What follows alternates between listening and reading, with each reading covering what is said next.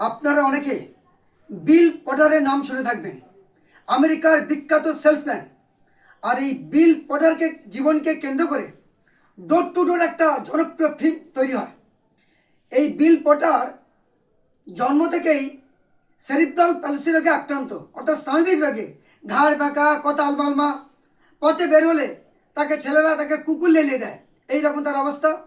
49 বছর বয়স পর্যন্ত তার এই বিভৎস চেয়ারের জন্য কেউ তাকে কাজ দেয়নি, কিন্তু তার মা তাকে খুব ভালোবাসত। 50 বছর বয়সে জে.আর. ওয়াটকিন্স কোম্পানি তাকে দয়াবশত একটা সেলসম্যানের কাজ দেয়। তিনি ওই বছর যখন সেলসম্যান হিসাবে ডোর টু ডোর যায়, তাকে মহিলারা তার বিভৎস চেহারা দেখে তাকে দৌড় দেয়, তাকে তাড়িয়ে দেয়। যখন সে চিন্তা করছে যে তার জীবনটা মিনিংলেস, আত্মহত্যার চিন্তা করছে, ঠিক সেই দিন তার মা সকালে একটা স্যান্ডউইচ দেয়। স্যান্ডউইচে প্রথমেই লেখা ছিল উপরে পি ফর পেশেন্স, অর্থাৎ হে বৎস ধৈর্য ধরো, আর শেষে ছিল পারসিভারেন্স, অর্থাৎ লেগে থাকো।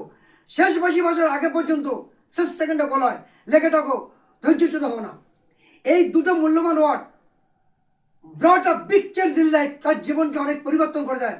তারপর সে শুরু করে, আর সেই বছর বার্ষিক সাধারণ সভায় 5 স্টার হোটেলে এক বিরাট হল ঘরে কোম্পানি একজন মানুষকে সেলসম্যান অফ দ্য ইয়ার হিসাবে ডিক্লেয়ার করেন সবার সামনে।